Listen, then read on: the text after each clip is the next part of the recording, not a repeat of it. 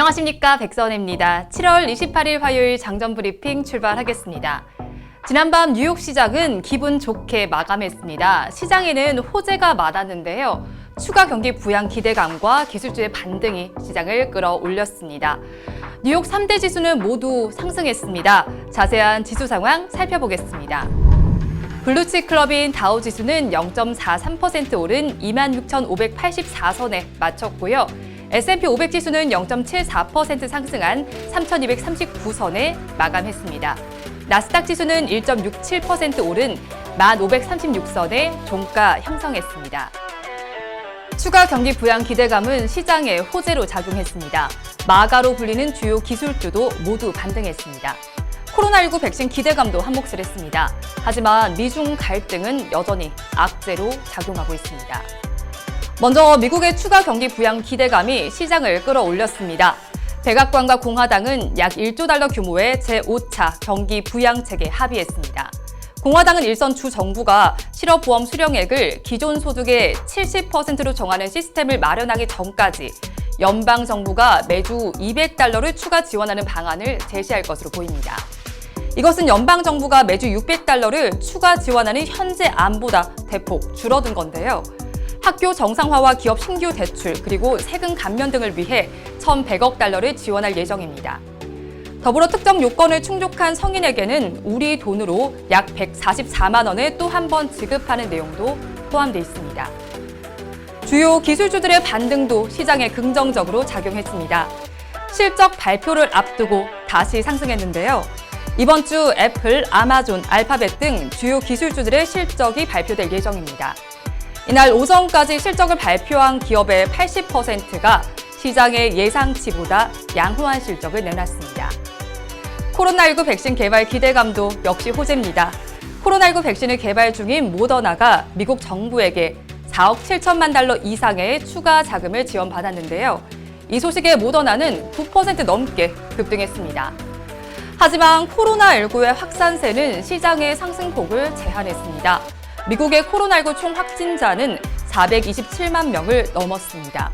특히 로버트 오브라이언 미국 백악관 국가안보보좌관이 코로나19 양성 판정을 받았다는 소식이 전해졌습니다.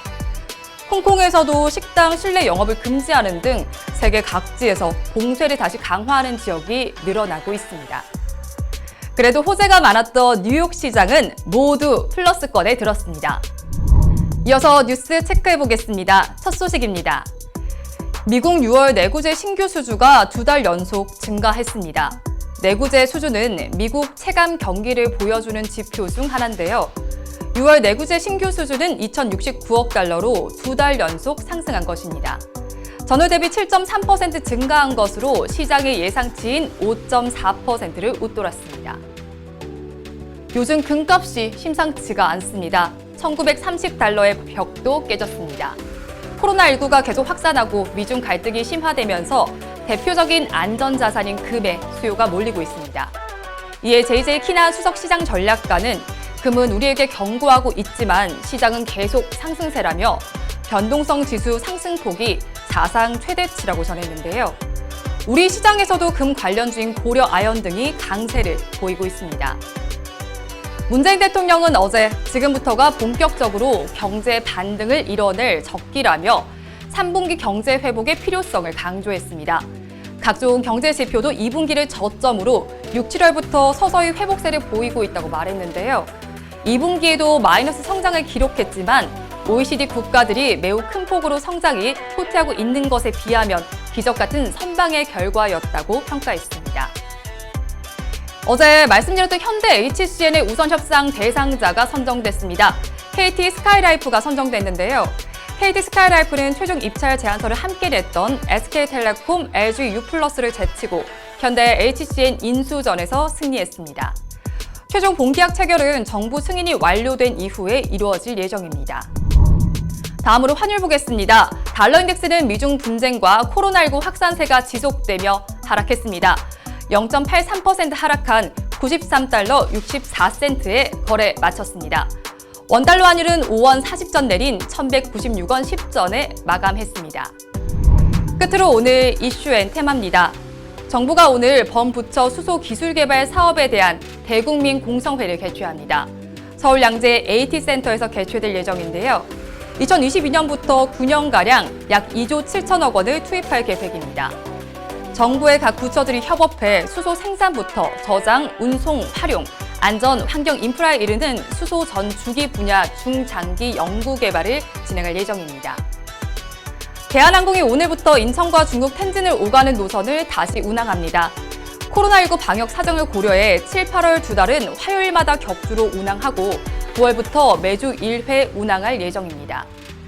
노선을 다시 운항하면서 대한항공의 중국 노선은 선양, 광저우, 텐진 등 3개로 늘어납니다. 우리 시간으로 오늘 오후 11시 컨퍼런스 보드는 7월 소비자 신뢰 지수를 발표합니다. 경제 활동에 대한 소비자의 신뢰 수준을 측정하는데요. 소비자 지출을 예측하는 선행지수입니다. 수치가 높으면 소비자가 향후 경기를 낙관적으로 본다는 뜻입니다. 뉴욕 시장에서의 훈풍에 우리 시장에서도 기술주들이 힘을 받을 것으로 보이는데요. 정부의 대국민 공청회에 따라 수소차 테마의 변동성이 예상됩니다. 대한항공을 비롯한 항공, 저가 항공사 테마도 눈여겨보시기 바랍니다. 또 삼성그룹 계열사의 2분기 실적 발표가 있습니다. 삼성전기, 삼성 SDI, 삼성 엔지니어링, S1 모두 체크해 보시기 바랍니다. 오늘 장 어떻게 흘러갈지 이어지는 방송으로 확인해 보시기 바랍니다. 함께해 주신 여러분 고맙습니다.